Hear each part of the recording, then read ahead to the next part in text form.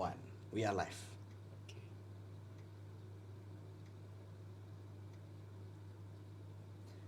Hello Kamurang, thank you once again. Welcome back to Kubik FM. Macam biasa, kalau kamu tengok ada banner dia di atas, kita sekarang di segmen Dengar Cakap Doktor. Dan kalau kamu nampak di screen sebelah si Daryl sekarang ini, ini yang saya mau kasih tau kamu orang nih. Dia doktor, tapi kalau kamu tengok betul-betul macam pelakon mbak dia nih. Ini saya rasa di sinetron kali mbak dia pelakon nih kan. Oke, itu kita mau berkenalan sama si dokter selepas ini. Dan ada topik juga kami mau kasih cerita sama kamu orang. So now what you have to do guys is kasih share dulu sama kawan-kawan kamu orang. Sebab kita punya topik ini malam is wow. Ini perlu kamu tahu nih. Sebab inilah betul-betul perlu kamu cari duluan kalau berlakunya kecemasan. Betul kan dokter? Betul. Betul. Betul, Oh, Daryl. baru saya belanja kamu orang sedikit suaranya. Oke, dokter, if you are ready, kita pergi radio. Okay. Saya punya kan ya? Saya punya. Oke. Kasih, dekat sedikit mic betul. Okay. Oke.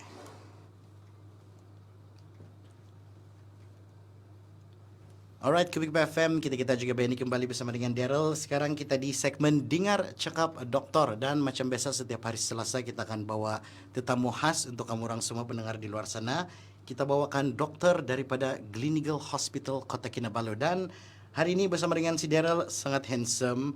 Kita bersama dengan Dr. Ijil Hidayat. Betul kata dokter? Yes, betul. Begitu kamu sebut nama dokter tuh? Yang paling betul dia adalah Egil. Egil. Ya, Oh, jadi macam mana mau sebut nama dokter? Macam apa bah nama popular dokter dia? Itulah. Oke, sebelumnya saya mau bilang selamat malam dulu lah untuk pendengar-pendengar setia Kupi-Kupi FM ya. Sorong tertua untuk semua. Nu kabal nu. So, nama saya Dr. Egil Hidayat. Saya sekarang ini bertugas di Jabatan Kecemasan Gleneagle Hospital Kota Kinabalu, menjadi part of ini emergency team ya, yang bertugas di Jabatan Kecemasan. Ya. So, suatu kehormatan lah dijemput oleh Daryl untuk datang di sini. Suatu kehormatan dia bilang. Kita mau tahu juga nih, dokter actually berasal dari mana nih ya? Wah, ini kalau cerita asal nih boleh habis segmen kita ini Daryl, tapi sedikit lah ringkas lah ya. Oke, original betul nih, saya memang dari negeri seberang ya. Saya dari Indonesia ya, Sumatera. Saya bertugas di Sabah baru 11 tahun ya, tahun ke-11 tahun ini. Lama sudah tuh dokter. Memulakan tugas dulu di Hospital Queen ya, Hospital Queen Elizabeth di Jabatan Perubatan dan Paru-Paru. Sempat bertugas di Permai Poliklinik Putatan sehingga tahun 2016 sebelum akhirnya join dengan Gleneagle lah Hospital Kota Kinabalu sampai sekarang ini. Tapi kami mau tahu juga dokter punya bahasa sekarang kan? Iya. Macam betul-betul Sabahan sudah. Aduh, enggak juga lah. Sebab kalau kita dulu masa apalagi kalau di kerajaan kan kita jumpa pesakit-pesakit inan-inan semua dari kampung. Memanglah kita biasa sudah bercakap dengan orang. Kan? Jadi ya di mana bumi dipijak di situlah langit dijunjung. Kita ikutlah dengan ini yang di tempat yang saya rasa feels like home ya, di Sabah tercinta ini. Ya. Wah. Jadi saya dengar dokter kayak memberos dusun. Betul itu. Macam pandai cakap dusun. Tidak lah, pam-pam sikit. Pam-pam sikit lah. Pam-pam sikit. Boleh lah. Greeting boleh lah, Daryl. Ya. Greeting. Kopi bosian gak greeting? Gitu kan? Alright guys, kita bersama dengan Dr. Igil. Betul kan dokter? Betul. Dr. Igil. Ya. Dan kita ada topik ini malam yang kita mau cerita sama si dokter, di mana kita mau cerita pasal pertolongan cemas dan basic life support. Pertolongan cemas kita selalu dengar bahkan dokter. Ya, Kita selalu dengar pertolongan cemas, kalau Inggris dia is first aid kit. Ya. Is it betul? Betul nggak itu? Life saving. Ya, Life saving semua tuh. Ya. Dan akan ada banyak soalan bersama dengan si dokter nih. Jadi kamu orang terus standby and stay tune bersama dengan kami di Kubik FM. Kita juga Benny.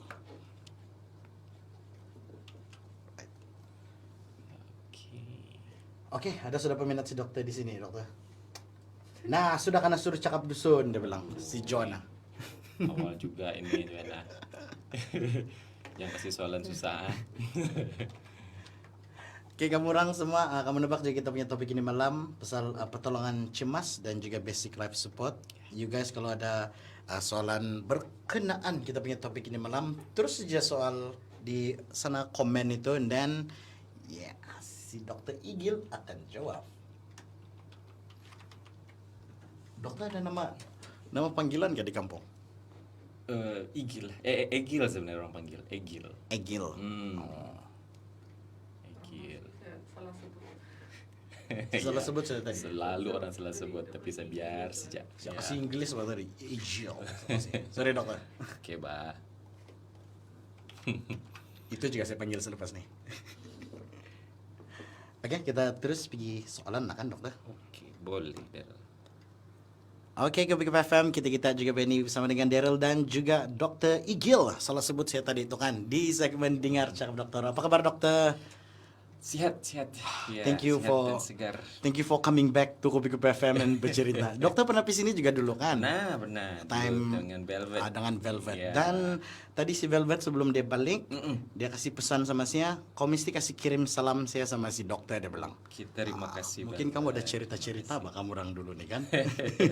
Oke dokter, kita punya topik ini malam pasal pertolongan cemas dan juga basic life support. Dan kita mau terus ya tanya si dokter dengan kita punya first question. Apa Benny dokter yang dimaksudkan dengan basic life support? Iya. So, Daryl, sebenarnya basic life support ni atau dalam bahasa Malaysia orang bilang ni bantuan asas hayat ya. Dia adalah suatu bentuk rawatan kecemasan awal ya yang kita lakukan melalui kaedah CPR atau cardiopulmonary resuscitation ya. Bagi membantu mangsa yang apabila terjadi denyutan jantung mangsa tersebut terhenti secara tiba-tiba ya. Kebiasaannya yang kita jumpa pada kes-kes seperti ini, tanda-tanda utama adalah seperti sudden collapse-nya, tiba-tiba rebah, tidak sadarkan diri, berhenti nafas ya, tiada nadi ya. So basic life support basically adalah suatu kaedah yang kita susun ya agar senang difahami bagi orang awam untuk melakukan pertolongan cemas pada kes-kes kecemasan. Dan kalau kita boleh tanya si dokter terus lah kan. Kalau actually apa Benny kepentingan dan juga ni tujuan ini pertolongan cemas nih? Ya, itulah Daryl. So sama-sama kita paham juga kan Daryl dalam badan kita nih. Jantung kita ini adalah satu major vital organ ya yang berfungsi untuk mengepam darah ya, nutrisi ke seluruh badan agar fungsi badan kita ini boleh berjalan dengan normal. Salah satu organ penting yang menerima supply ini dari jantung secara terus-menerus dan tidak boleh berhenti adalah kita punya otak lah ya. So sekiranya ada satu keadaan berlaku di mana supply darah yang dari jantung ni ke otak ni berhenti, yang kebiasaannya berpunca daripada serangan jantung ya, heart attack, atau ada masalah gangguan ritme jantung yang teruk ya. Supply darah ke otak tersebut juga akan berhenti yang menyebabkan otak pun berhenti berfungsi ya. Pada keadaan ini mangsa akan kehilangan kesadaran. So keadaan seperti ini sekiranya kita biarkan pada certain time ya, dia akan menyebabkan brain death atau kematian otak lah ya. Di mana theoretically sel-sel otak ni dia akan mengalami kerosakan yang permanen sekiranya tiada supply darah terus-menerus daripada jantung sesudah kira-kira dalam 4 minit macam itulah ya. Dan bila supply darah ini dari jantung ke otak dan seluruh badan ini berhenti dalam approximately dalam 10 minit, itu mungkin boleh menyebabkan semua organ badan kita shutdown lah ya. So otak pun tidak boleh tahan dia terlampau lama tiada ni supply darah. So coba Daryl bayangkan kalau sekiranya Daryl pergi jalan mana kan, jalan Imago ke apa kan, jumpa ada satu makcik kah, aunty kah, atau apa dia collapse di depan kita, ya. Mungkin dia kena stroke kah, kita tidak tahu lah, serangan jantung kah apa. Tapi begitu nampak persekitaran tidak ada orang respon apa-apa, biar saja. Mungkin ada orang try call ambulance lah saja, tidak tengok, tidak buat apa-apa, ambil gambar lah kan, limpas-limpas saja kan. Kemungkinan besar dalam, bayangkan 10 menit saja, 4 menit saja dia akan meninggal lah kalau tidak respon apa-apa. So how very important ini basic life support knowledge ni dimiliki oleh setiap individu yang dewasa, ya. Dia lain sikit lah, bukan badan kita ni kalau dibilang bukan macam kereta, ya. Kalau macam enjin kereta ni rusak kah sekejap, ada engine failure kah, boleh tunggu sekejap, towing ambil, workshop boleh buat pelan-pelan baiki, ya. So balik kepada soalan dia tadi balik, memberikan pertolongan cemas in time adalah sangat crucial lah dalam konteks life saving, ya. So senang ceritalah kalau jantung berhenti bekerja secara spontaneously, maka dia kenalah dibantu untuk di start balik, sama ada secara manual atau bilang di jump start balik, ya, agar dia dapat bekerja semula, ya. Dan itu mungkin memerlukan pertolongan orang lain. Itulah kenapa pentingnya benda ni. Wih, sangat penting, Mbak. Ini sangat penting, dan kita mau tanya si dokter, tapi mungkin selepas ni yang apa perlu kita buat kalau ada situasi begitu kan. Itu selepas ni, dokter. Kita kasih layan dorang lagu dulu, dokter. Oke. Kembali selepas ni Kopi FM.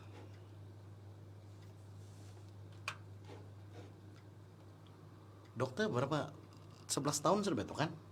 Ya, tahun 11 lah, tahun 2000. Di Sabah? Di Sabah, 2011 saya datang sini. Lama sudah tua kan? Lama kah? Lama tuh, 11 tahun tuh. Iya kah? Apa sih buat 11 tahun yang lalu?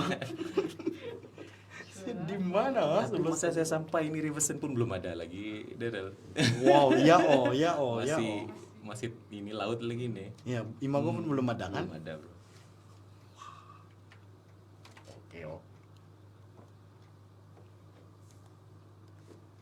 Oke, kalau saya tengok di sini, banyak peminat ke sini, dokter. Semua perempuan, dokter. Produsen dia bilang. Oh, ini si Sasha.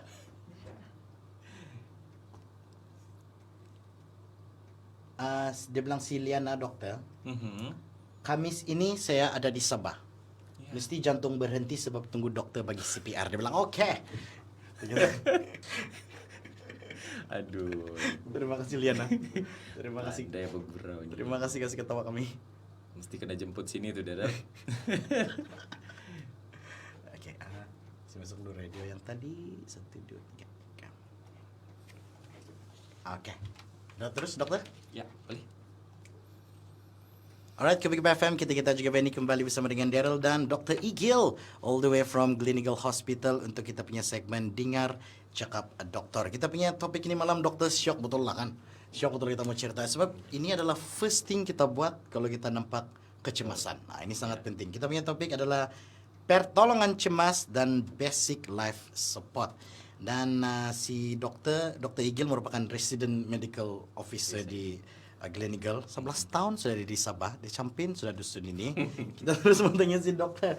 Dokter, kalau kita nampak ada mangsa lah kan, dia mengalami kejadian mungkin jantung berhenti kah, begitu kah, apa-apalah. Apakah 5 langkah utama yang perlu kita buat permulaan, duluan kita mau buat? Okey. Ya. So benda ni pemahaman mengenai apa tindakan awal yang kita buat sekiranya kita berjumpa kes-kes kecemasan, atau senang cerita kita berjumpa individu yang mengalami mungkin tiba-tiba dia pengsan, tiba-tiba dia collapse di depan kita. Memang memerlukan pemahaman steps dia lah, ya. So dalam BLS training selalu kita akan bagi kepada provider untuk dapat paham steps dia, bagaimana memberikan respon yang tepat, ya, bila dia encounter dengan any issue dengan kes-kes kecemasan. So step yang pertama, Daryl, yang paling penting ya, action yang kita buat sebelum membantu mangsa adalah kita kena pastikan kita berada dalam keadaan yang selamat ya, atau dalam dia punya step pertama kita panggil sebagai danger. You need to be able to eliminate the danger first ya. So maksudnya bila kita nampak seseorang tu mengalami kes kecemasan, dia pingsan kah, dia kena renjatan elektrik kah ya. First thing first, kita kena eliminate the danger dulu. Pastikan kita sebagai penolong berada dalam keadaan yang selamat juga ya.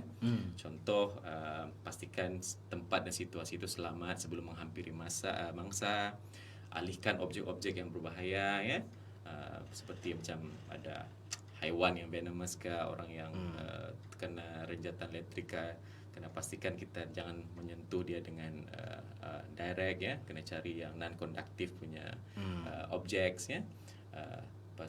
Sesudah itu baru selepas kita confident baru kita dapat letaklah pesakit pada yang mangsa pada tempat yang rata ya, dan posisi yang facing up ya. Dan luruskan badan dia. Kenapa ini saya bilang sangat important, Daryl? Sebab kita sebagai penolong ya, janganlah kita jadi mangsa kedua. Sudahlah kita mau menolong, kita jadi mangsa kedua. Kalau tidak dapat menolong, janganlah jadi another victims kan. Betul. So sebelum kita menolong, pastikan kita selamat. Kalau orang kerja construction pun orang bilang safety first kan. So first step memang kena ingat, pastikan di tengah jalan kasih pindah. Nampak ada something bahaya, eliminate dulu ya. Dan pastikan kita dalam posisi kita dan posisi mangsa adalah dalam keadaan yang selamat ya. Itu yang nombor pertama. So eliminate the danger ya, D ya. Step yang kedua, boleh ya Daryl ya? Sambung ya. Teruskan. Okay. Bila kita sudah dapat eliminate the danger ya, barulah kita menghampiri mangsa ya. So bila kita menghampiri mangsa, kita mau tahu, of course kita akan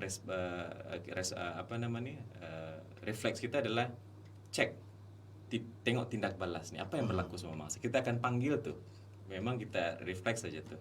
Contoh, anti kenapa, anti okey? Inan jatuh kah, kenapa? Nah tanya kan kenapa. Memulakan dengan panggilan, kalau tiada jawaban, dan selalu kita akan hampiri. The best adalah kita mau memberikan stimulasi pain mild to moderate punya pain stimulation. Mana tempat yang paling senang adalah di bahu ya, di bagian bahu, dua-dua dia punya shoulder ya, tepuk ya. Kenapa di sini yang paling ideal? Tepuk begini. Yes. Ya. Tepuk begini dokter.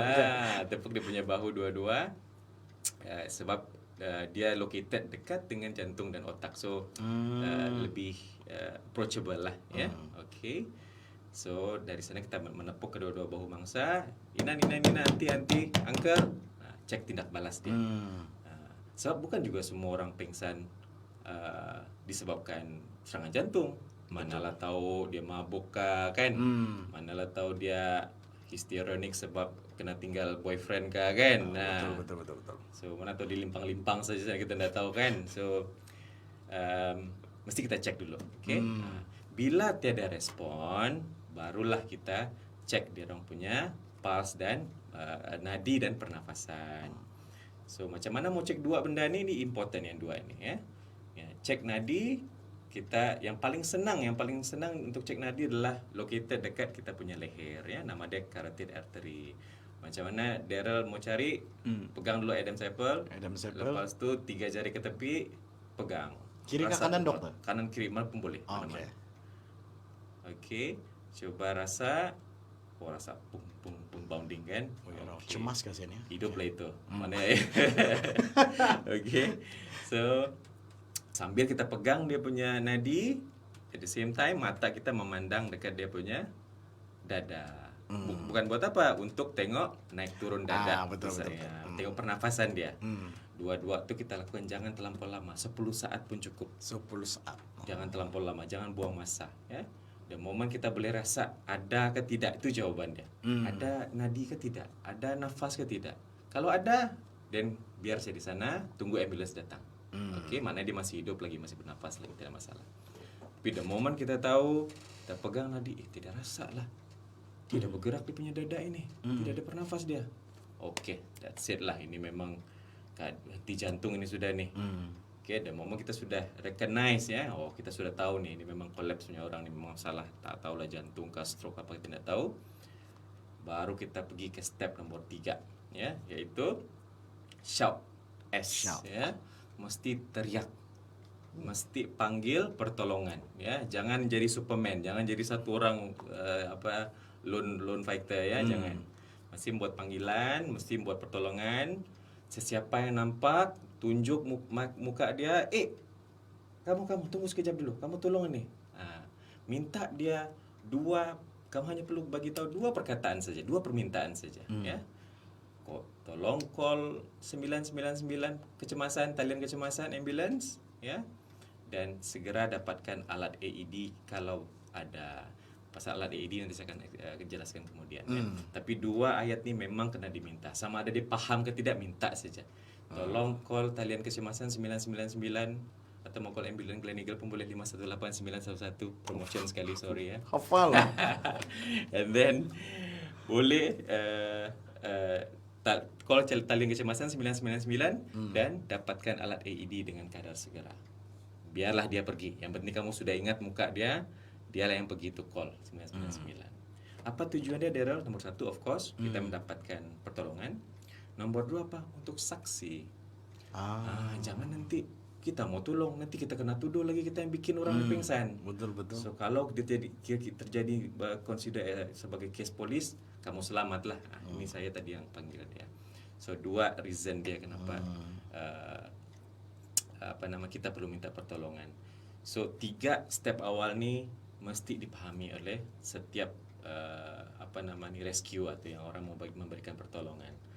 Dia senang mau ingatkan DRS saja. So setiap ingat ada masalah kecemasan, ingat doctors ya, DRS. Danger, response and shout. Ya. Eliminate bahaya di persekitaran, cek respon pesakit dengan menepuk dia punya bahu dan cek dia punya pulse dan pernafasan selama 10 saat. Kalau tidak respon, cepat-cepatlah berteriak untuk meminta pertolongan dan minta AED dan kadar segera. This is 3 initial action yang kita kena buat. Okay. Mau sambung yang keempat? Sambung dia, dokter. Okay. So bila yang 3 ni sudah kita buat perfect, sudah bagus sudah itu ya. Yang step berikutnya adalah lebih kepada technical. Inilah kita baru masuk kepada step action kita lah ya. Action means yang orang bilang mau tekan-tekan dada lah, mau buat CPR lah ya. Okey, satu yang pendengar Kopi-Kopi FM saya mau kasih remind ya. Zaman-zaman dulu, masa saya kecil-kecil dulu kalau tengok cerita movie kan, western movie ke atau apa, ada orang buatlah scene something kan. Kalau ada pengsan saja mesti saya mouth to mouth, mesti main tiup saya tu kan. Betul. Itu yang kita faham. So apa-apa pun orang collapse mesti dulu mouth to mouth. So sampai sekarang pun saya masih ingat tu movie-movie lagi ya. Padahal sebenarnya yang dalam teori dia terbalik ya, sebab yang berhenti pertama, yang paling penting kita mau restart balik itu adalah jantung dia. So tak payah pegang-pegang mulut dulu ya. First kita buat, kalau kita sudah recognize orang tu dia ada cardiac arrest, adalah chest compress dulu ya. Kena buat CPR dulu ya. Cuma chest compression ni memang sangat technical lah, Daryl. Kita sudah dapat cerita dalam radio atau dalam online course saja ya. Dia memang kena live demo ya, sebab dalam memberikan CPR pun dia ada kriteria dia. Kita panggil sebagai kita dalam memberikan high quality CPR ya. Yang ini lebih kepada technical lah, technical ability yang memerlukan demo dan live training ya. So selepas chest compression pun barulah kita nanti cerita pasal bantuan pernafasan ya semua. Tapi bantuan pernafasan ni sekali lagi saya bilang ya, ini kontroversial sikit lah. Kenapa? sama-sama kita tahu juga pandemik semua kan, Ya. untuk memberikan bantuan pernafasan pada stranger sebenarnya tidak digalakkan lah ya. Maksud saya orang yang kita tidak kenal ya. Of course risiko penyakit berjangkit lah, COVID lah, hepatitis B lah. So kalaulah sekiranya yang collapse itu adalah kita punya own family lah ya, kita punya parents ke, uncle ke, auntie, spouse kita ke yang kita yakin ya dia tiada mengidap sebarang penyakit berjangkit, please buat ya, please buat ya. Otherwise kalau kita berada pada keadaan di public areas ya, di luar, just urut jantung saja, atau dalam teori kita panggil sebagai compressions only CPR ya. Kompres ya, nak payahlah mau kasih mouth to mouth Tidak lah, payah mau mouth to apa mouth. semua keluar air liur semua, kita mau ini mau pening kepala kita nanti, jangan tambah penyakit kita nanti. So means keadaan di luar bila kecemasan berlaku pada stranger, boleh skip itu breathing bantuan pernafasan. Ya, fokus saja pada chest compression sampai bantuan ambulan datang Sampai. betul. Wah, siap cerita si dokter. Kering tadi. Kering sudah. Oke, kita kasih rehat dulu si dokter. Oke, Pak. Kita layan dulu lagu. Oke, ke BKPFM. Jadi sekarang dokter lepas habis ni COVID ni semua ni kan happening ni semua. Ada changing nggak about ni CPR and semua stuff ya? Itulah sebenarnya dia punya basic tidak ada perubahan banyak lah ya. Cuma lebih kepada safety of the rescuer ya. Maksudnya orang yang menolong, macam mana kita mau orang penolong jangan mudarat pula mau menolong tapi menyusahkan diri sendiri ya. Jadi post pandemic orang akan lebih emphasize ini compression on the CPR tanpa bantuan pernafasan. Kecuali kita memang ada special device untuk airway, untuk bantuan pernafasan ya, yang mungkin hanya dapat diberikan oleh orang yang berkemahiran atau bila advance care atau ambulance sudah sampai lah dia. Banyak betul bahkan berubah after ini COVID semua ni kan. Iya, betul. Banyak medical punya tinggi berubah. Iya. Sepatu ayat saya tadi. Masih masuk dulu radio yang tadi. Oke.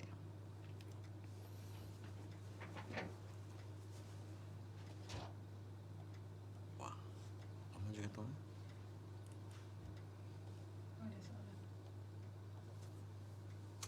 Oke, ada soalan.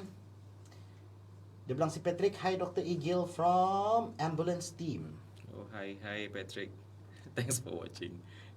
Dokter ada soalan. Actually itu soalan kita akan pergi sana juga, tapi mungkin dokter boleh kasih jawab sikit lah kan. Dia bilang si Muhammad Nasir, dokter. Dokter, jika di rumah kita mempunyai AED, adakah membantu untuk CPR? Wah, ini advance nih Muhammad Nasir nih, ada simpan AED di rumah ya. Okey, untuk detail AED kita cerita kemudian ya. Nanti saya jawab sebentar lagi Nasir, kita lebih detail sikit. Ini lagi satu dokter, Justin Chai. Pada pendapat dokter, dia bilang, apakah lagi yang paling best untuk mengekal irama chest compression apabila perlu buat CPR? Okey. Mungkin Darul boleh suggest juga. Siapa sih Darul nih? Saya kah? Okey. Tukar nama sudah si Dar. Okey. Ya, wah ini Justin Chai mesti ada pernah ikut training sudah kali ini ya. Ya. So memang salah satu kriteria of high quality CPR ya, atau melakukan CPR yang bagus quality dia adalah dengan kelajuan ya yang betul ya. Kalau dalam teori dia, kita tekan dada kan. Seberapa laju dia Rel? Membuat macam ni kah? Atau kita mau buat mana satu? So macam mana kita mau kasih senak, maksudnya yang rhythm dia yang betul. Takut terlampau laju salah, terlampau slow pun salah. Jadi itu guideline sudah dibikin ya. Dia orang recommend adalah kelajuan dalam 100 sampai 120 beat per minute ya. Maksudnya kelajuan yang ngam untuk yang paling ideal ya dalam normal jantung punya movement ya, kita expect dalam 100 sampai 120 urutan per minit ya. Tapi macam mana mau kira dia dah 100. Ya. Kita sudah tengah tolong orang ni, mau suruh kira lagi, fikiran kita mau tengah fikir bila ambulans mau sampai. Nah kan sibuk mau fikir kelajuan pula di sini. Jadi itulah gunanya kalau kita pendengar yang sama ada sudah pernah pergi BLS training atau belum pernah pergi BLS training, saya beritahu CPR bukan saja cerita pasal tekan dada, ada banyak kriteria yang kita mau tengok macam mana memberikan pertolongan yang optimum, bukan saja memberikan pertolongan ala kadar saja ya. So balik kepada soalan Justin, rhythm 100 sampai 120 per minit ini kalau kira-kira balik kan, kalau 1 minit saja 60 saat kan. So kalau kita ikut clicking dalam jam, dik dik dik dik, itu kelajuan dalam 60 beat per minit. Tapi kita mau 100 sampai 120. So roughly dalam double lah beat itu second ya. So dik dik dik dik dik dik dik. Ya. So kalau orang yang sudah biasa CPR kan dia orang tahu tuh. Maksudnya dia orang boleh agak kelajuan dia. Oke. Champion kamu. Tapi yang susah dia kalau mau macam mana mau kasih habit supaya ingat. Ya. Nah, kalau saya paling senang dari orang yang suka musik kan, ingat lagu saja. Ada banyak sebenarnya lagu yang dia punya tempo ya atau rhythm dia tuh memang around 100 to 120 beat per minute. So sesiapa pun yang ada apps music macam Spotify ya, macam Apple Music atau YouTube Music, coba saja search itu CPR songs ya. Dorang ada list tuh keluar nanti. Ada beberapa lagu lah, kalau saya orang lama kan, orang tua sudah. So saya suka lagu Michael Jackson, Billie Jean. Billie Jean. Na na na na. Atau lagu apa lagi ada ya? Lagu nih Bee Gees. I'm staying alive. Ya, that it. Tapi kalau pening-pening kasih sajalah lagu Baby Shark. Baby Shark du du du du du du, Baby Shark. Itu pun 100 sampai 120 kali Ya, per menit ya. itu loh. Ya, tapi jangan terlampau enjoy, kita mau selamatkan orang ini. Ya, yang buka lagu pula kita nanti. So I mean, itu adalah habit yang kita try untuk create lah yang dalam mind kita. Jangan kita terlampau laju, jangan kita terlampau slow juga. So itu kalau petugas kesehatan yang selalu buat CPR, dorang ada tuh rhythm dorang. Walaupun sebenarnya dalam in real life kan, kalau kita dealing dengan emergency, kadang-kadang saya tidak ingat sudah itu lagu, kadang terlampau laju sudah, so kita adrenalin kan, dung. Tapi nanti orang kadang kasih ingat, slow sedikit dari belakang orang akan beritahu. So teori dengan practical kadang-kadang tidak exactly the same. But of course kita kena balik lagi ke guideline. Itu kenapa guideline itu dibikin, so kita kena follow balik lah. Jangan lari terlampau jauh. Jangan tuh Justin, bukan lagu punk rock loh kasih gitu. Ada tadi dokter, satu soalan dulu sebelum kita pi radio. Ada dokter bilang tadi yang shout. Yang shout kan kita tunjuk orang. Terus yang oke, kau call ambulance. Kalau tuh orang pun lari. Kau call ambulance. Saya mau pikadai sih nih. Dia sudah lari. Itu nasib dah bagus lah itu dia. Jadi baru tunjuk orang lain lah kan. Tunjuk orang lain. Okay. Mesti cari orang yang betul-betul minat mau tolong orang juga. Yang takut nih, yang dia minat cuma ambil gambar saja. Ambil video saja. Ini susah kita. Okay. Kamu guys, kalau kamu kena tunjuk, jangan kamu lari ya.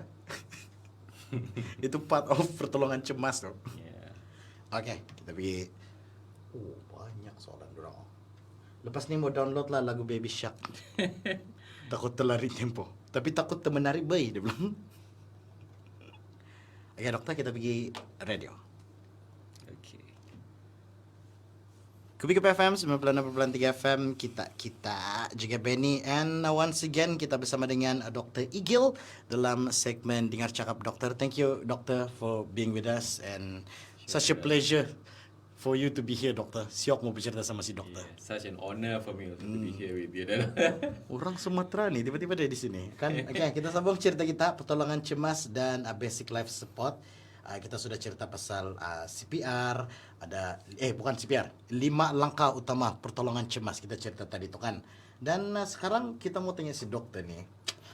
Tadi dokter ada mention pasal urutan jantung kan tadi dokter. Jadi bolehkah ini urutan jantung kena buat dan dilakukan oleh orang yang bukan kaki tangan perubatan? Bolehkah juga? Okey. Itu macam itulah situation yang tadi saya kasih contoh dengan Dara kan, memang boleh saya bilang kes-kes kecemasan sebahagian besar berlaku di luar hospital sebenarnya Daryl. Betul. That's the reason kenapa kemampuan untuk melakukan CPR ini bukan lagi tanggungjawab semata-mata individu dengan background perubatan saja, ya. Tapi sudah seperti sebahagian daripada, boleh saya bilang, part of human survival skill lah, macam kemahiran hidup lah, ya. Oleh itu kemahiran untuk memahami dan kemampuan untuk melakukan CPR ni sangatlah digalakkan untuk setiap individu lah. Semua individu dewasa yang berakal memang mesti faham lah ni macam mana memberikan initial pertolongan lah, ya. So kita sama-sama tahu dia kan, macam kes-kes kecemasan macam berhenti jantung lah, serangan jantung, stroke, kemalangan, ya, ada accident, choking, ya, tersedak pada baby, ya, renjatan elektrik, renjatan anaphylactic to allergy yang alahan teruk, ya, atau macam gigitan haiwan yang venomous, ya, boleh berlaku di mana saja, bila-bila saja, ya. Betul. Dan memang kes-kes tu kebanyakan berlaku di luar hospital. So itulah kenapa kempen BLS training ini tengah giat, ya, dilakukan oleh banyak center, ya, training center yang diorang bagi bukan untuk orang perubatan tapi pada orang awam. Saya boleh bilang untuk yang profesional macam bomba, Jepam, polis, army, diorang tahu sudah, diorang memang diajar juga benda tu. Tapi untuk orang awam biasa pun kita tengah giat lah, ya. Sebenarnya sebelum pandemik lagi banyak kita bikin program-program di luar, kita bawa lah sekolah kan cikgu taska kan, sangat penting, ya, skill untuk dapat pemahaman dan kemampuan untuk melakukan CPR lah. Ya. Betul-betul. Wah, jadi kamu guys kalau kamu nampak ada campaign begitu, bagus kamu pergi join, pergi ikut bahkan. We never know, besok lusa palis-palis lah, jauh-jauh lah. Kita tiba-tiba nampak ada terbaring di depan kan begitu. Betul, Dara. Dia bukan tidur tapi dia ada masalah. Dia tidur lah kan, bukan di KDCA nih. Dan dokter, banyak soalan sini saya nampakkan dokter pasal ini AED. Jadi mungkin dokter boleh kasih cerita apa nih function dia, apa nih AED dan di mana apa kita mau cari nih AED nih? Ya. First saya mau jumpa ni dengan Tuan Muhammad Nasir. Dia di rumah dia tu AED tu. Dia bilang di rumah dia ada AED. Okey. Minta maaf ya Tuan Muhammad Nasir, saya gurau saja. Okey, so AED ni dia adalah stand for automated external defibrillator, ya.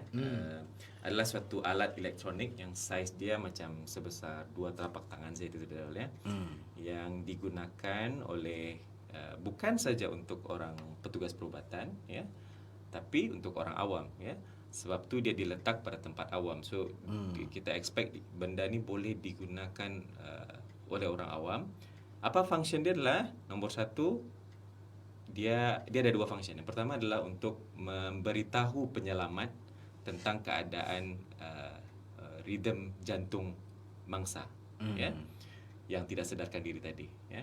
Yang kedua adalah dia akan memberikan renjatan elektrik pada jantung, pertolongan renjatan elektrik pada jantung apabila diperlukan. Dua-dua fungsi ini secara automatik. Kalau kita tengok di movie kan, orang mau kasih selamat lah renjatan di hospital mesti pom macam tu kan. Itu manual defibrillator, tapi ini automatic. So tak payah pun kena fikir-fikir, mesin tu akan tell you semua, akan bagi arahan dari awal sampai lah habis. Betul. Bila mau tekan button, bila mau ini, bila mau CPR, mesin tu yang akan bagi tahu. So mesin AED ni memang di design untuk orang awam dapat menggunakan, ya. So sebab tu letak dia benda ni tersedia di public places lah. Kalau di Sabah kan dia, Hmm. saya nampak sofa satu di airport ada, ya. Di Kinabalu Park saya pernah nampak. Kinabalu Park ada. Di Shell Building kalau tak silap saya ada satu. Di Magu saya tak pasti. Jarang pergi Magu, Pak. So, saya pun tak pasti ada ke tidak. Tapi macam mana mau recognize sebenarnya AED sepatutnya berada di tempat-tempat yang strategis lah, yang senang orang nampak. So jadi selalunya akan ada simbol itu flash. Ya. Bila kamu jalan mana-mana tempat-tempat publik atau di Kinabalu Park, nampak tuh di reception dia ada satu dalam box gambar flash. Itulah AED located di sana. Dan sepatutnya senang dibuka kalau emergency, tak payahlah letak itu lock semua, mau cari kunci lagi. Selalunya tidak akan letak macam itu lah. Ya. So alat tu memang didesain seperti itu ya. So untuk dapat digunakan oleh awam. Awam. Ya. Okey, itu AED, dan macam mana menggunakan AED itu selepas ni kita cerita sama si doktor. Kita masih menunggu juga soalan-soalan kamu orang semua pasal ni AED. Bukan nama orang ni ya, bukan Anthony Ibn Duli tapi AED, Automated External Defibrillator. Okey, kita kembali selepas ni ke Big FM. Tapi ya senang waktu itu AED. Because I remember di Kinabalu Park juga dulu yang kami kira training lah juga kan. Kau on sejak Yes. it will do Tell you everything. anything. It will Yang tell you stay anything. away. Betul. Kau stay away nih baru. Dia akan bagi all the instructions kan. Dia cakap lagi the apa ni? Itu elektrik mau jalan sudah dia Yeah. kasih tahu. Terus ya senang nih selamat orang begitu lah. Mahal tu Daryl. Satu dalam 7,000 itu. Ya. Itu pun tahan macam ada expiry date itu. So Oh, ada expire juga? Ada. Kan Oh. ada bateri, dia punya pads pun ada. Macam ada expiry date juga. So Oh, tidak kalau boleh. silap saya macam 5 tahun kah? 5-6 tahun macam tu. Bukan boleh cas. Bukan begitu kan? Boleh cas. Ada beberapa mesin tu yang guna bateri ada. Tapi nak tahu yang di sini macam mana lah. Ya. Maybe you can mention the free CPR training also. So maybe in October. Tapi Yeah, the one. Ada ya? Yeah. And then What free date again? CPR, Saya lupa. 15 and 16 October. 15-16 Oktober. The details on our Facebook lah. Okay. Okay. It's a mass CPR training. Yeah. Because got people asking me. Okay. Ada from Lankeswari. Hi Dr. Igil, dia bilang. May I know how long we have to continue CPR on a person in case no help arrives? Dia tunjuk-tunjuk pun tidak ada orang datang ni kali. Ah. Dia shout. Ya, terima kasih ya. Thanks for Miss Langka ya for the questions ya. Mungkin ini situasi yang boleh berlaku, contoh lah kalau mungkin satu grup atau couple kan dia pergi tempat yang agak sedikit remote ya, remote places ya, agak jauh yang mungkin tidak ramai orang ada di sana ya. So mungkin untuk menunggu pertolongan pun lama mau sampai. Oh, even tiada witness langsung. Contoh dia 2 orang saja. Ya. Dia dengan partner, sekali partner collapse. Siapa mau dia shout kan? Okay. Itu situation yang special circumstances lah ya, lain sikit lah ya. But of course, kalau kita memberikan pertolongan kepada kes-kes yang henti jantung, ada beberapa keadaan di mana kita terpaksa stop ya. Ya. Nombor 1 of course bila pesakit survive ya, revive dia balik. Yang kedua adalah bila pertolongan sampai. Kalau bila tidak sampai, bila kita stop, bila kita penat lah darah ya. Kita mau tolong orang yang berhenti jantung, jangan jantung kita pula berhenti. Okay. So means if you're tired, just stop ya. Just stop and then wait until the helps arrive lah ya. Tapi Macam mana kan lagi ada juga di movie dokter dia tidak berhenti pun sampai besok pagi. Wih, Itu di movie lah. Itu di movie lah. Superman itu. Saya takut nanti jantung dia yang berhenti Daryl. 2 sudah kita punya victims ni. Aduh. Banyak soalan di sini juga dokter, yang bolehkah Dr. Igil dan clinical team organize CPR demo untuk orang awam? Ya. Kemudian ada minta kursus kasih public this basic Ya, life actually support, kita kan? nanti ada okay, ini memang kita punya rutin activities lah. Even sebelum COVID kita pernah bikin juga. Kita ada mass CPR training. Means kita buat satu event ya di public ya. Di mana it's open for everyone untuk datang sambil-sambil lalu nampak orang training, just follow. It's open ya for the public ya. Kalau tak silap saya event macam 15 to 16 Oktober, but for the details nanti jangan lupa follow to and subscribe Facebook Glen Eagles ya. Nanti kamu will keep updated on that ya. Ada lagi soalan? Okay. Kita pergi radio dulu, dokter. Alright, Kubik FM, kita juga ini kembali bersama dengan Daryl dan juga Dr. Igil di segmen Dengar Cakap Dokter.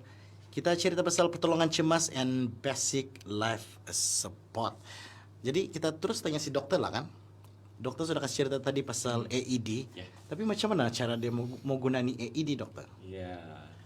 So kalau yang sudah pernah kalau pendengar Kopi-Kopi FM pernah tengok ini AED, mungkin boleh nampak lah macam mana benda. Dia tak banyak, dia senang saja. Dia punya part adalah the machine dengan dia punya pads. Itu saja ya, pads yang ada kabel. Kalau belum pernah tengok, boleh try Google atau membayangkan dulu lah macam mana bentuk dia. Tapi macam mana to operate this machine, saya sangat technical sebenarnya Daryl ya. Dia technical tapi user friendly ya. Dia tidak susah lah untuk digunakan ya. Tapi just memerlukan demo training lah yang singkat ya. Tapi basically mesin AED ni memang nanti macam saya cerita, mesin dan dia didatangkan dengan 2 pads atau pelekat pada dada ya, yang basically untuk mendetek itu heartbeat. So gambar mengenai kedudukan mana mau letak tu ada dekat Ada di itu sana. pads. Dia akan bagi tahu tu di mana. So memang senang.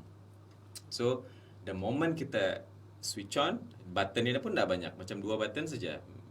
Button on off dengan button shock bila mesin suruh tekan untuk shock, untuk berikan itu renjatan jantung untuk kasih selamat dia punya, untuk kasih jump start dia punya jantung.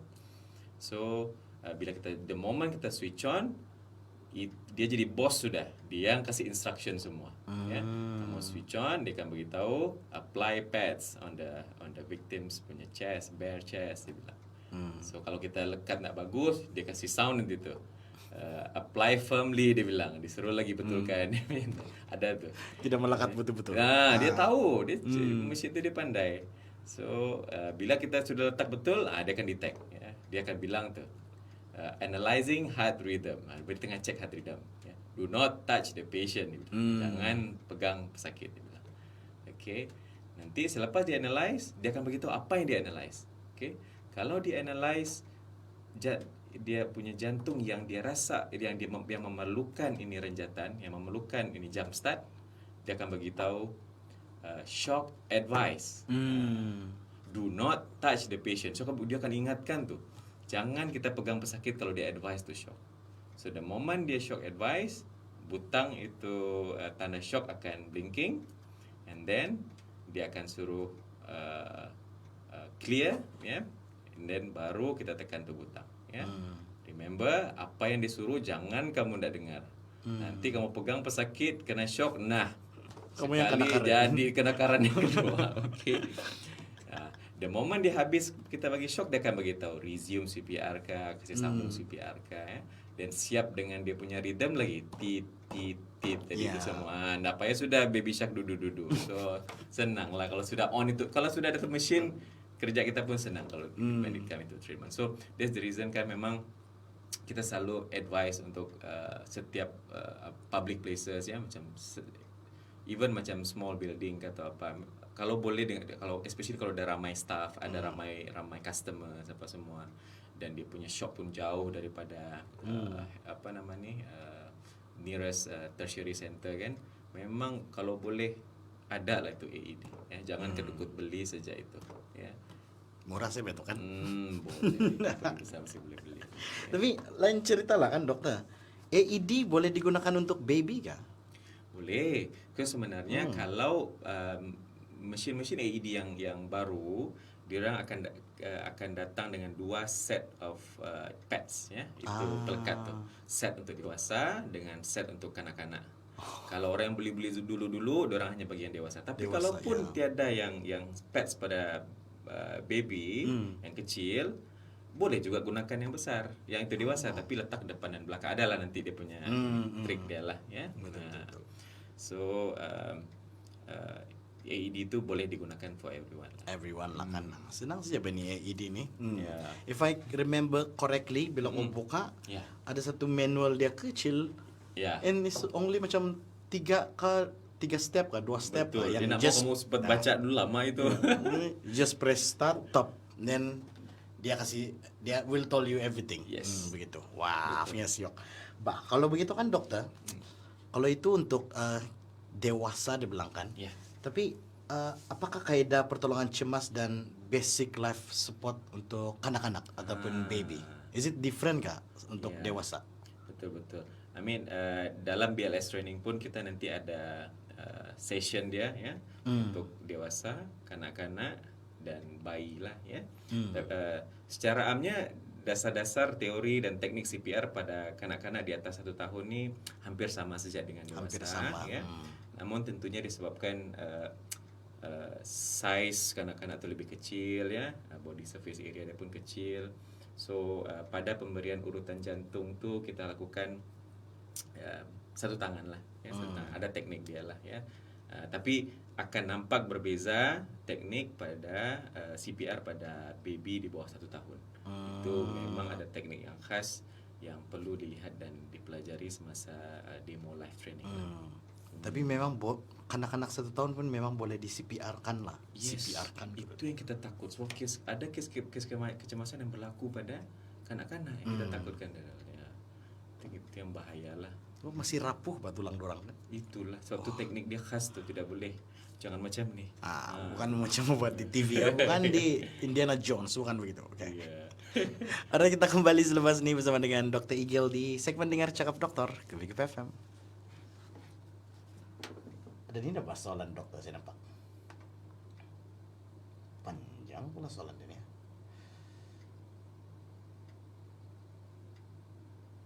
Oh, ada sudah orang jawab dia. Wah, bagus oh. Oke, dokter. Dia bilang si Sarah Natalie. Dokter, soalan pertama.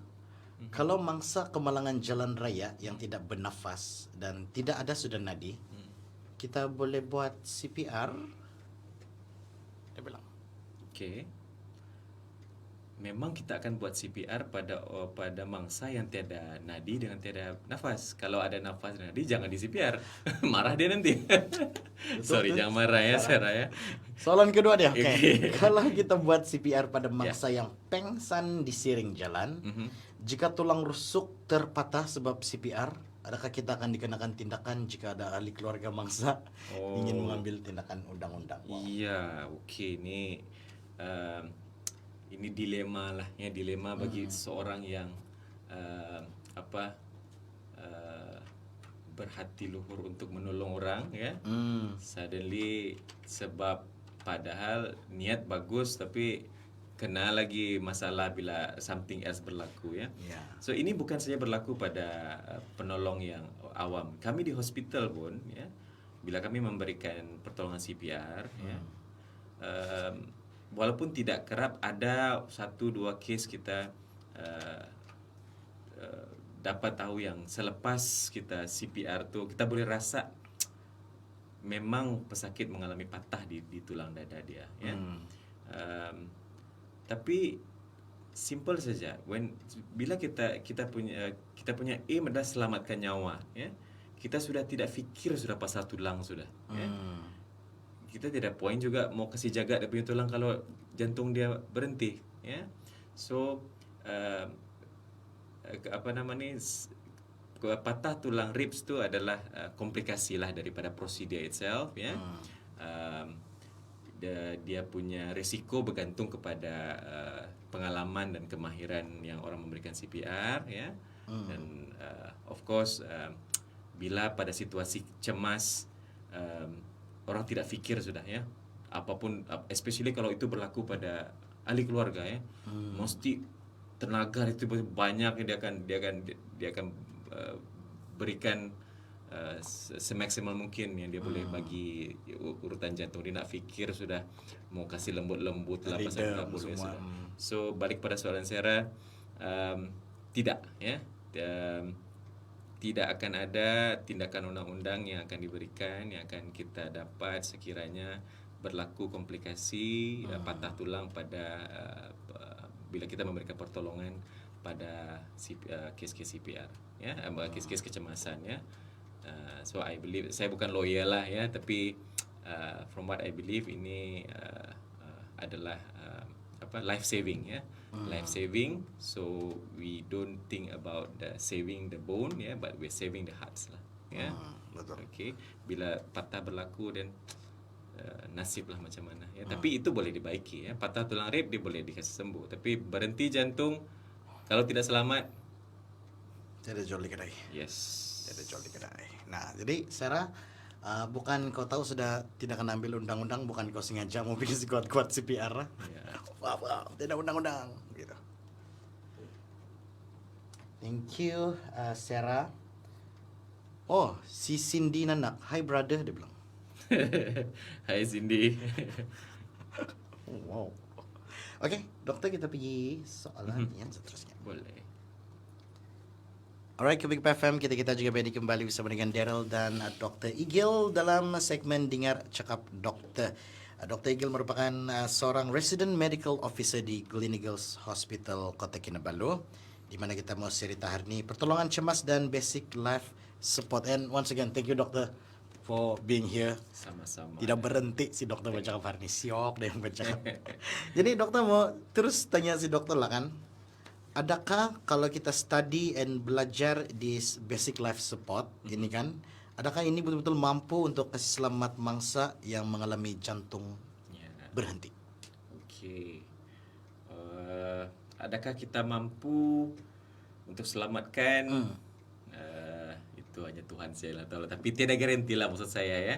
Tapi sekali lagi, time is crucial ya. Bila kita mau mulakan ya, itu treatment adalah sangat crucial. So macam saya cerita tadi, boleh saya bilang BLS memang sepatutnya menjadi skill yang kalau boleh, bukan saya bilang wajib, sangat digalakkan lah ya, diberikan dimiliki oleh setiap individu lah ya. Sebab dengan semua emergencies berlaku di luar hospital, sama-sama kita tahu. Sekiranya lah kita ndak pun aim mau jadi hero di luar pada strangers, at least dengan knowledge BLS yang kita ada, kita knowledge CPR yang kita ada skill yang sekiranya kecemasan berlaku pada ahli keluarga kita ya, kita punya rakan-rakan ya, kita tahu apa mau buat ya. Contohlah Daryl balik kampung ke kampung di mana Daryl? Di Ranau. Di Ranau. Okey. Dari rumah Daryl mau pergi hospital Ranau berapa jauh? Macam jauh juga tuh. Jauh kan? Ada 10 kilometer lah. 10 km. Bayangkan Daryl, saya cerita tadi kan, kalau ada seorang kolaps, Daryl hanya ada 4 minit saja mau kasih selamat dia punya otak. Kalau lepas 4 minit tu kemungkinan brain death sudah, mati otak. So walaupun kasih selamat jantung, otak dia nak jalan sudah. Maksudnya dia akan bergantung dengan ventilator. So bayangkan 4 minit tu mau tunggu ambulance, tak sempat sudah Daryl ya. Ya, So that's the reason why ada rakan-rakan kan selalu kan kalau Sabah lagi lah pedalaman semua kan, balik keamatan kah, balik Christmas kah, cuti raya kah kan, at least if anything happen kan, you have knowledge at least to initiate the treatments ya, untuk start itu treatment. While someone yang tiada knowledge boleh bantu call ke ambulance semua, tapi kamu tahu apa tindakan awal yang kamu buat. Kalaupun kamu tidak berjaya menyelamatkan, at least kamu puas, maksud kamu sudah buat yang terbaik. Kamu mungkin akan rasa sedih bila sepatutnya saya tahu apa mau buat ya, tapi saya tidak dapat buat, itu lagi sedih ya. Betul, So apakah soalan Daryl dengan belajar BLS ini mampu menyelamatkan nyawa? Yes, you can. Yes, Yes, you can. Definitely. Yes, you can. Dia bilang si dokter. Oke, kita kembali selepas ini sebab saya mau tahu betul apa yang yes you can tadi itu. Ke BKP FM. Dokter ada satu sih ini soalan yang syok. Oh, saya nampak sini. Ya, mana bro? Dia bilang si Kiran Chalem.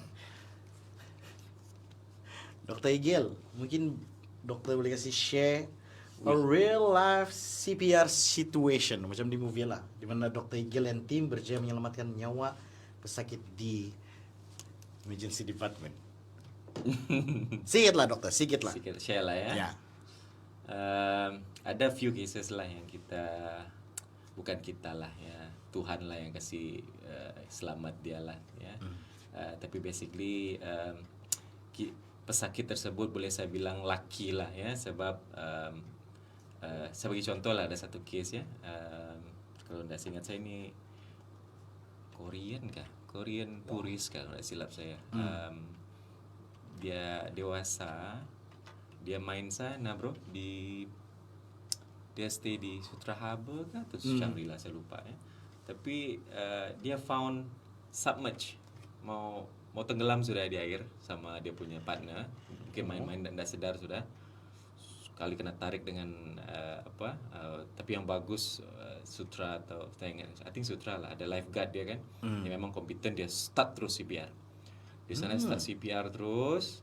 Okay, dia call ambulance kami sampai dalam less than 10 minutes, put an AED, and then initially bila staff saya bilang memang tiada pulse sudah ya, bila sampai sana memang tiada pulse, tiada breathing, and then dorang continue CPR sepanjang dalam ambulance CPR.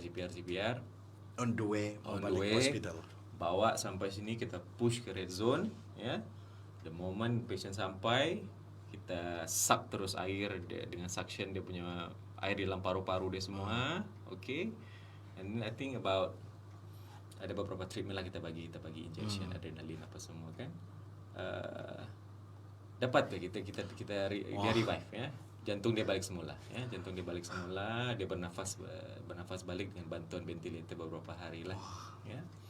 Itulah salah satu pengalaman lah yang saya seingat saya yang berlaku di Glen Eagles. Tapi itu saya bukan lakukan sendirilah ya. Beramai saya punya tim tu yang sangat strong lah boleh saya bilang. Sebab when it come into emergency, tidak ada tu single hero, tidak ada tu lone hero Daryl. Mesti ramai orang pertolong juga ya. Masih have a team kan. Mesti ada tim yang kuat. Betul. Itu salah satu example yang kalau kes kecemasan berlaku dan ada bystander yang memulakan rawatan itu segera kan, the chances dia untuk survive sangat tinggi. Saya bilang, especially the first 4 minutes kan dia mulakan, memang kalaulah Tuhan masih memberikan dia ini chances lagi, dia memang survive. Wah, guys, kita nampak tuh pentingnya BLS, Basic Life Support. Jadi dokter ada jumpa lagi itu Korean lah. Saya dah ingat tahun berapa itu, dari 2017 lama sudah. kah? Lama sudah nih. 2018. Ya. Wah. Kah dia lepas dia sedang, dia pandai cakap dusun sudah ada kah begitu? Oh tidak. Mungkin lah kan, saya menyesal saya tidak pergi cari dia itu. Kita tanya dia macam mana kan. Dia terbangun saya tuh, saya gambaranku gitu. Pale gitu. Oh ada 2 lagi dokter. Solat. Oke, kita terus ke FM. Kita juga Benny kembali bersama dengan Daryl dan Dr. Igil di segmen Dengar Cakap Dokter. Banyak sudah si dokter kasih cerita semua sama kita orang nih. Thank you dokter kasih share tadi. Dan mau tanya si dokter sekarang nih kan. Habis kita sudah cerita pasal drowning, AED, CPR semua tuh kan. Macam mana pula kalau orang yang choking, yang tersedak begitu dokter. Jadi macam mana bagi kita mau kenal pasti dia tersedak, dia choking nih kan, dan macam mana cara dia, apa mau buat, apa langkah awal, lari kah? Kita lari kah dokter? Betul. Ya memang choking adalah part of BLS training sebenarnya ya. Sebab dalam statistik pun choking atau tersedak merupakan, boleh saya bilang itu top 5 lah ya, penyebab kematian tertinggi pada kes mati mengejut, especially pada kanak-kanak ya. So dan choking boleh berlaku kepada siapa saja ya. Tapi of course dia lebih kerap berlaku pada kanak-kanak disebabkan salur pemakanan dan pernafasan mereka kanak-kanak yang lebih pendek dan kecil dibandingkan orang dewasa ya. So by definition choking ni adalah suatu keadaan di mana terjadi sumbatan ya pada salur pernafasan ya, yang disebabkan oleh foreign object lah atau benda asing lah ya. So macam mana kita boleh tahu dan kita tahu dia teruk atau tidak ya, sebab banyak mungkin setiap kita pun mungkin ada experience yang pernah choking ya. Contoh tengah makan nasi ke ketawa-ketawa sama kawan kan, cerita-cerita tersedak kan. Tapi mungkin kita terbatuk sekejap, lepas tu kita okey ya. Itu consider ringan lah ya. Tapi tahap dia punya severity dia itu memang bergantung kepada size ya, itu foreign object yang menyumbat dan solidity dia lah ya. So apakah dia punya sumbat tu total kita punya saluran pernafasan atau just partial saja, sebahagian saja. Kalau pada kanak-kanak mungkin dia termakan something like tersedak bubur ke, mungkin dia hanya lembut lah ya, dia mungkin batuk-batuk sekejap.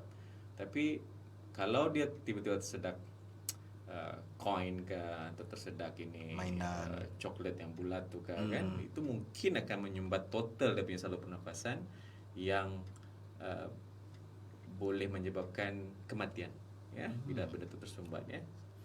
Jadi kebiasaannya tanda-tanda untuk orang yang mengalami choking atau mangsa yang mengalami choking, nombor satu adalah standard. Orang yang mengalami choking dia akan immediately dia akan tangan dicekap di sini kan, di leher dia kan, di atau kita dalam term kita panggil sebagai universal choking sign nama dia ya. So begitu contoh makan meatball kan, sakut macam tu, memang kita akan tangan kita di sini. So this sign adalah tanda awal kita boleh tahu orang tengah choking ya. Sign dia pegang leher. Betul. Tanda-tanda dia bergantung macam saya cerita tadi, size objek dengan solidity dia. Kalau dia ringan, sumbat dia mungkin tidak banyak, dia akan mula dengan batuk lah, batuk yang teruk ya, susah bercakap ya, tanpa ada gangguan pernafasan ya. Tapi bila objek tu besar, mungkin menyumbat sebahagian besar atau total, then dia akan present dengan itu gangguan pernafasan punya bunyi lah. Mungkin kita boleh dengar bunyi pernafasan yang abnormal ya, atau upper respiratory tract obstruction lah, sumbatan lah ya. Dan ini memang kecemasan sudah ini, Daryl ya. Kalau budak kita takut lah ya. The moment kita lambat saja action, memang gone ya. Memang gone. Dan kes-kes dewasa pun bukan sedikit yang kita jumpa yang happy-happy pergi dinner ya, seronok-seronok, ketawa-ketawa, makan tersedak dan meninggal ya. Okey. Apa nama ni, ada satu experience jugalah ya. Ada satu case yang kita pernah jumpa yang cukup sedih jugalah. Ada satu dewasa ya, umur macam about 40 to 50, dia tengah having lunch lah dengan dia punya kawan-kawan semua dengan satu, ada restoran yang hidang meatball ya. Okey. Tak tahulah for whatever reason suddenly dia choking to meatball, sumbat ya. Panik, bangun, sedihnya tiada orang boleh buat apa-apa. No. Tiada, mungkin tak tahulah sama ada orang ada try buat action atau apa, tapi tiada, according to the witness bilang tiada yang bagi significant help lah untuk menolong mangsa. Sampai bila macam saya ceritalah, sumbat lama-lama sumbat, oksigen tidak masuk ke dalam jantung dan otak, jantung berhenti dan dia akan collapse ya. And then tiada pula orang CPR ya.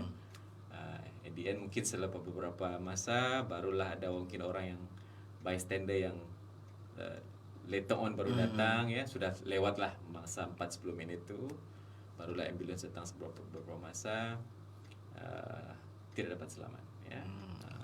So bayangkan betapa time is very crucial when it come into emergency. Simple saja kan Daryl, tersedak meatball. Bakso orang bilang kan, itu saja. ya, memang nasib lah ya. So bila benda-benda tu berlaku, sebenarnya untuk macam mana mau buat, banyak je kita tengok dalam YouTube, dalam apa nama ni, movie semua kan. Ya. Mulai dari yang paling simple, orang start itu tepuk dia punya Tepuk belakang ya, atau back thrust kita panggil ya, back blow ya, sampailah yang peluk dari belakang ya, kita tekan dia punya dada atau Heimlich maneuver ya, dan semua tu boleh dilakukan ya, semua tu boleh dilakukan ya. Dan it just about kita mau tolong ke tidak ya. Kita tahu ke tidak macam mana mau buat, dan kalau selepas kita tolong tidak dapat membantu dan suddenly patient collapse, apa lagi next step mau buat? Itu yang that's the reason kenapa ada BLS training. Ya. Jadi one question kan dokter, actually kalau kita tersedak dan choking nih kan, macam tadi meatball lah kita cerita, dia actually di leher atau di dalam sikit? Okey, kebiasaannya sumbatan adalah di salur pernafasan bagian atas, ya, di upper respiratory tract lah, selalu di trachea sini ya. Yang teruk adalah bila objek tu besar ya, dan menjumbat dan obstruct total di sana ya, dan itu mungkin boleh bilang tiada oksigen boleh lepas lah di sana kan, masuk ke dalam paru-paru. Sebab kalau sumbatan dia di bawah, contoh tersedak air kan, air masuk ke bawah kan, selalunya jarang menyebabkan kematian ya. Paling pun mungkin macam orang yang tersedak air bila time swimming atau apa kan, dia jangkitan paru-paru lah, tidaklah sampai sudden death semua tu. Macam itulah. Wah. Alright, kita kembali selepas ni. Macam makin sedih pula cerita kita ni kan. Itulah, bro. Itu pentingnya kamu orang untuk mau berlatih itu basic life support. Kita kembali selepas ni ke Pick Up FM. Wow. Okay, kita last sudah. One more. One, ya.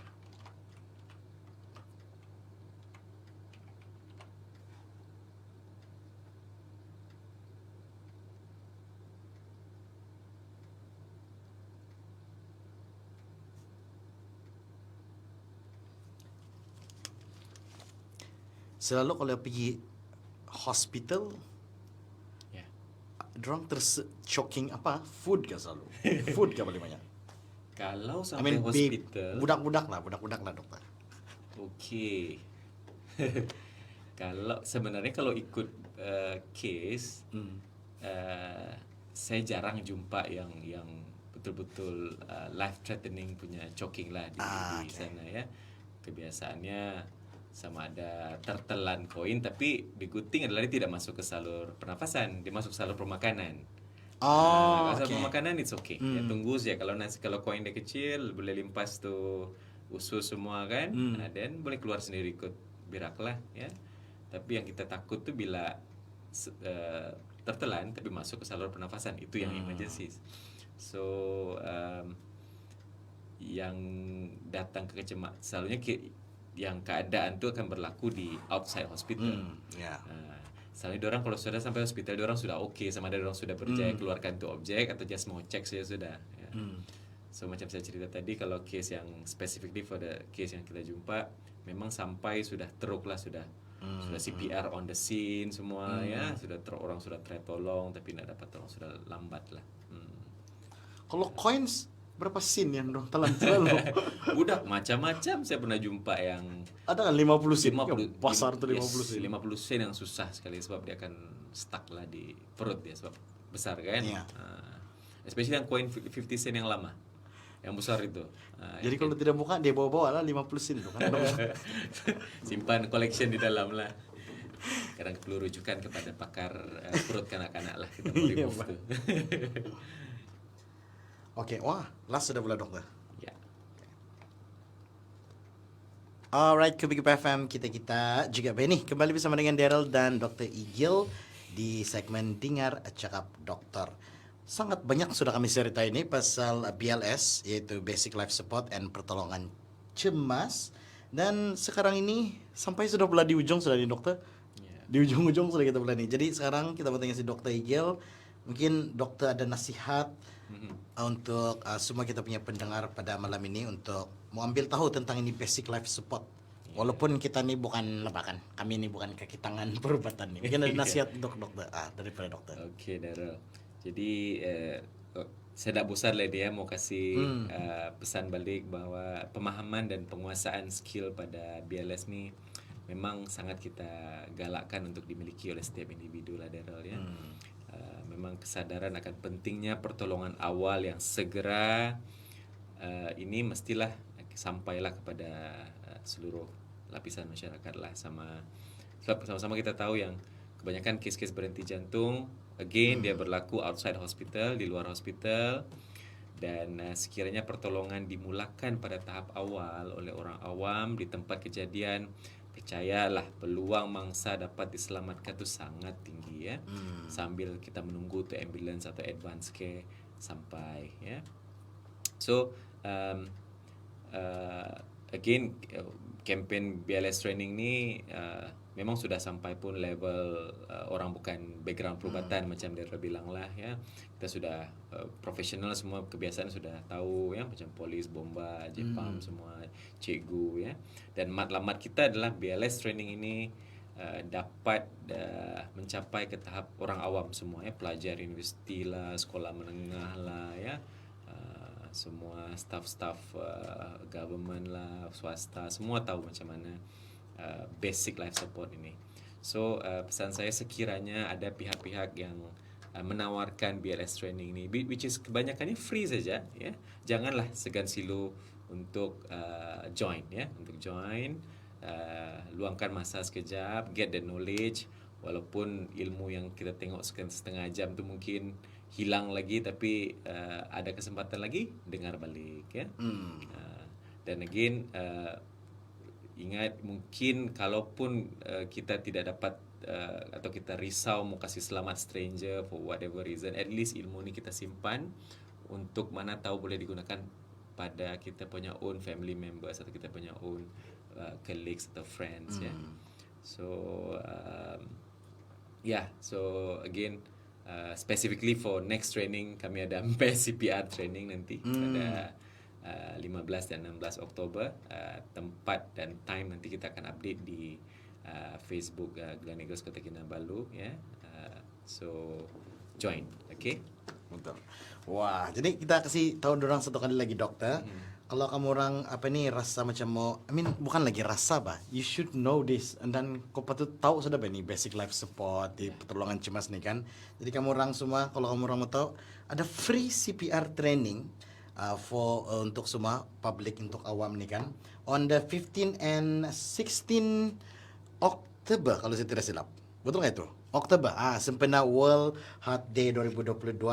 Kamu orang tengok saja di Facebook Gleneagles Hospital tu kan. Sana info-info dia yang terbaik, dan yang paling penting lagi kalau kamu orang mau tahu lagi apa-apa pasal kecemasan ataupun kamu orang berhadapan dengan situasi kecemasan, terutama sekali menghadapi yang kalau kamu nampak ada sakit jantung kah, ada apa-apa yang kamu tidak tahu lah bahkan semua itu kan.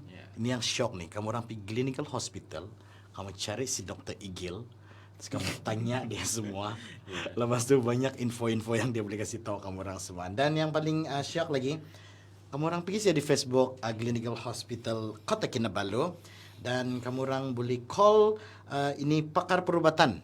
Kalau kamu perlu bantuan, kamu call ni pakar perubatan. Kamu orang boleh terus hubungi ambulans dan kecemasan Gleneagles Hospital Kota Kinabalu di talian 088 518 911. Ini juga si dokter kasih tahu tadi kan, 088 518 911, di mana Dr. Igil dan tim sedia membantu kamu orang. And once again, thank you so much dokter for Sama-sama Daryl, kasih spend masa. Si dokter kerja nih sekarang guys nih, dia kerja, dia on call nih sekarang nih. And it's such a honor and pleasure to meet you. Finally to meet you, sebab selalu dengar suara and dengar cerita from Velvet saja. Okay. Ini malam bercerita pula kita kan. Jadi kalau ada apa-apa mungkin next time kita boleh jumpa lagi kan? Boleh, With topik yang lain. Yes. Thank you so much dokter. Mari kita kasih tepuk tangan untuk si dokter Igil. Thanks semua. Alright, thank you dokter. Okay, thank you Daryl. Alright guys, bye-bye kamu orang semua. Thank you. Kamu follow si dokter, cari dia punya Facebook. Saya terus mau kasih tahu Facebook ya. Kamu cari sendiri. Good night kamu. Thank you for watching.